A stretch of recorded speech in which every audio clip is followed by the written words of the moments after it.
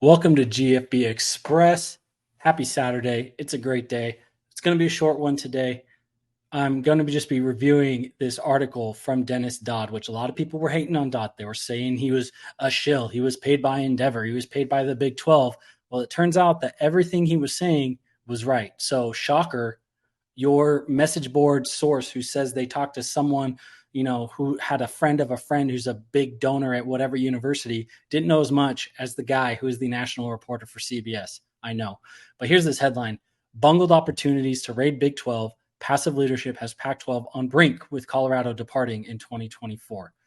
So this is the most shocking thing to me about this entire event is that multiple times the Pac-12 had the Big 12 in their sights. We saw it in 2010 when the Pac-16 almost happened. It didn't, fell apart. They had even more. And then Larry Scott recommended that they don't take Texas, Oklahoma, Oklahoma State, and Texas Tech after A&M had done, and said, we're not going to deal with Baylor. They still had the chance to go to 16, and Larry Scott said, we're stable. We have the biggest deal. We're good.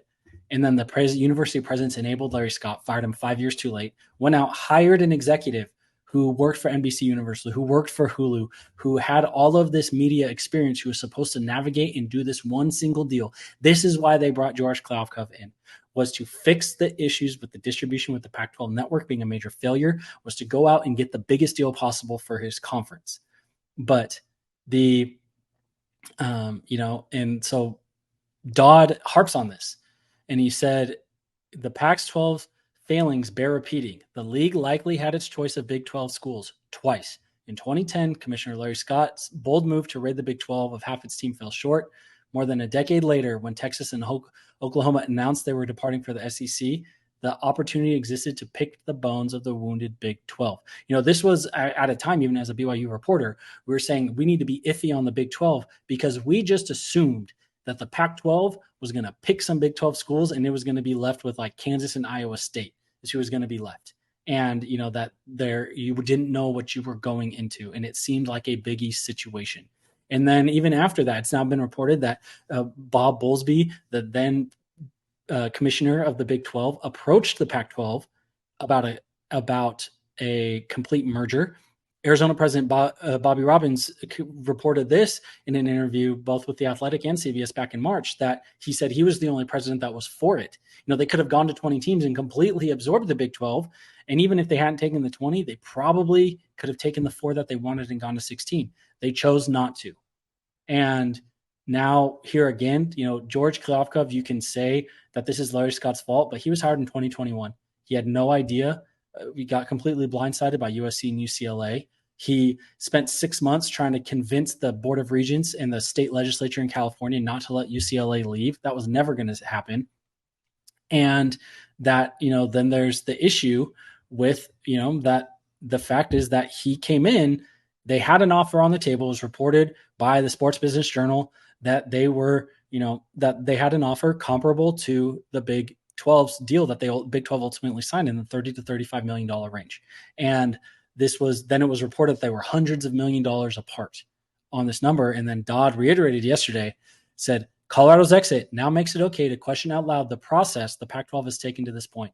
Upon losing USC and UCLA, Pac-12 Commissioner George Kliavkoff either could not or would not get a media rights deal done in an early negotiating window last summer. He told them they could get more money. He told them. Continuing, that should have been the first indicator of the league's diminishing value. There continue to be rumors that the Pac-12 asked for as much as $500 million at one point.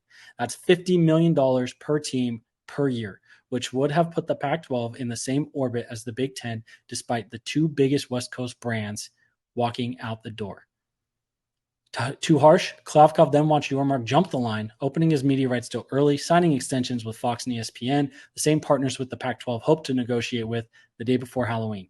Scary, end of quote, scary for the Pac-12. What is going to happen? Who knows? But it is, I can tell you that the most likely option is this whole league falls apart. They're not going to be able to get the deal now. There's less inventory than there was before, and they wanted to be on linear.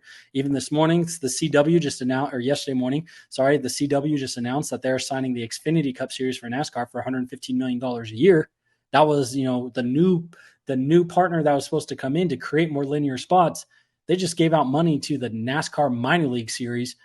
And this is just was a catastrophic miscalculation about the value of the league by George Kliavkoff and what he sold his university presidents on.